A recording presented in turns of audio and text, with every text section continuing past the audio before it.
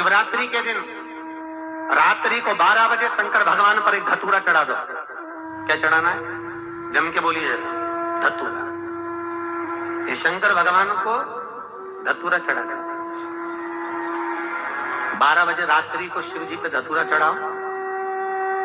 आधे घंटे तक धतूरा चढ़े रहने दो और आप श्री शिवाय नमस्तुभ्यम का जाप करो। जिस शंकर जी पे धतूरा चढ़ाए उस मंदिर के बाहर बैठकर कौन सा मंत्र जपना है? श्री शिवाय नमस्तुभ्यम। फिर से बोलो, श्री शिवाय नमस्तुभ्यम। धतूरा चढ़ाकर श्री शिवाय नमस्तुभ्यम का स्मरण करिए। और जो दुकान नहीं चलती हो, घर में लक्ष्मी नहीं टिकती हो, खेत में फसल अच्छी नहीं आती हो, संपदा नहीं आ रही हो, बस उस धतूरे को लाल वस्त्र में बांधकर अपनी दुकान में, अपने व्यापार में, अपने घर में रात को 12:30 बजे उठाकर लाओ और 4 बजे के पहले उसको अपनी दुकान, व्यापार, व्यवसाय में उसको बांध दीजिए। और अगर जो जमीन फसल सही नहीं दे रही हो वो जमीन में ले जाकर गाड़ दीजिए। आपको जीवन में कभी तकलीफ नहीं भोगना पड़ेगी, लक्ष्मी बढ़ती चली जाएगी, संपदा बढ़ेगी। जो व्यक्ति ज्यादा बीमार रहता हो, बहुत बीमारी उसको घेरे रहती है, परेशान रह रहा हो, बीमारी बनी हुई है, तो बोर चढ़ाइए। बेर, क्या बोलते हैं यहाँ पर? बेर की बोर, वो खाने वाला बेर जो होता है, उस बेर को 7 बेर ले लो और 7 बेर को लेकर अपने ऊपर से घुमाकर शिवरात्रि की दोपहर के 12 बजे शंकर भगवान के शिवलिंग पर ले जाकर उस बेर को चढ़ा दीजिए। आपका रोग, आपकी बीमारी मात्र 3 महीने के अंदर समाप्त हो जाएगी। बेर चढ़ाने का बड़ा महत्व है। यहाँ चढ़ाते हैं कि नहीं चढ़ाते? चढ़ाते हैं। शिवरात्रि के दिन बेर चढ़ाने का बड़ा महत्व है। और शिवरात्रि पर चढ़ा हुआ वो बेर उठाकर ले आइए और उस बेर को उठाकर रख लीजिए। मान लो किसी को उदर से जुड़ी हुई जब तकलीफ रहती है, पेट से जुड़ी हुई तकलीफ रहती है, पेट से जुड़ी हुई कोई भी प्रॉब्लम हो, अगर पेट से जुड़ा हुआ कोई भी रोग आपको लग गया और डॉक्टर की दवाई चल रही है, सारी औषधि चल रही है, जो शिवरात्रि पर आपने बेर चढ़ाया है, वो बेर अगर आपके यहाँ रखा हुआ है, वो बेर उस रोग वाले व्यक्ति को खिला दीजिए। आधे घंटे के अंदर पेट का दर्द, पेट की तकलीफ, पेट का कैसा भी रोग होगा, एकदम आराम लग जाएगा। उस बेर में इतना प्रबलता आ जाती है शंकर को, जो शिवरात्रि के दिन बेर चढ़ाया जाता है।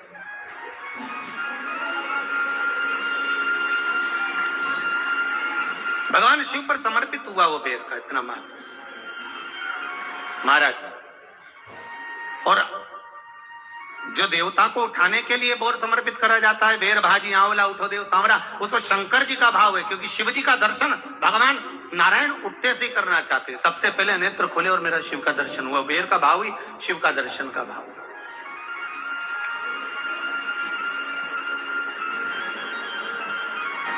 कितनी बड़ी औषधि होगी बेर के अंदर, जरा देखिएगा कि मेरे राम जी शबरी अम्बा के दरवाजे पर पहुंचे।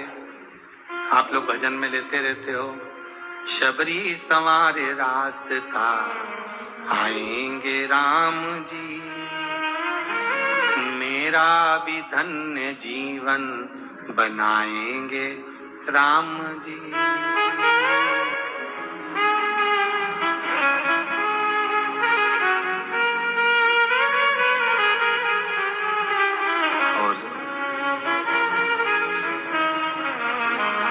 बागों से चुन चुन के वो लेकर आई बेर की टोकरी। खट्टे हो चाहे मीठे हो आएंगे राम जी, मेरा भी धन्य जीवन बनाएंगे राम जी। शबरी ने राम जी को बेर दिए, राम जी ने बेर खाया, प्रेम से खाया। याद आया पीछे लक्ष्मण खड़ा है, राम जी ने लक्ष्मण को बेर दिए, ले लक्ष्मण ये बेर खा ले। लक्ष्मण जी ने बेर लिए, लक्ष्मण जी ने बेर को देखा तो वो शबरी अम्बा अपने मुंह से झूठा करके दे रही है। लक्ष्मण जी ने बेर लिया, पास में रख लिया, फिर लिया, फिर रख लिया। सबरी जी राम जी को बेर दे, राम जी लक्ष्मण जी को बेर दे, लक्ष्मण जी वो बेर लेके पीछे फेंकते जाए, उठाए फेंका, उठाया फेंका, उठाया फेंका। अब कोई लक्ष्मण साधारण है? जब भगवान राम विष्णु हैं, लक्ष्मण शेषनाग हैं, शेषनाग अगर कोई चीज फेंकेगा तो क्या पास में फेंकेगी? उठाया फेंका, कोसों दूर जाकर गिरा। और वो बेर कब काम आया? जब लक्ष्मण जी को शक्ति लगी, बाण लगा, लक्ष्मण जी मूर्छा होकर जमीन पर पड़े, सुषेण वेद को बुलाया और वेद से बुलाकर पूछा कि लक्ष्मण कैसे उठेगा? तो कहा संजीवनी लेकर आओ। संजीवनी लेने के लिए भेजा। तब संजीवनी लेने के लिए जब श्री हनुमान जी महाराज गए, संजीवनी बूटी जब लेकर आए और लक्ष्मण जी को जो दी, तब राम जी पहचान गए ये संजीवनी कोई दूसरी नहीं है। लक्ष्मण जी को जो बेर खाने को दिया था, वो बेर फेंक दिया था, उसी बेर की पत्ती है जिसको निचोड़ निचोड़ कर लक्ष्मण जी को खिलाना पड़ी है। तो राम जी रोते रोते बोले पहले ही खा लेता तो खाना नहीं पड़ती।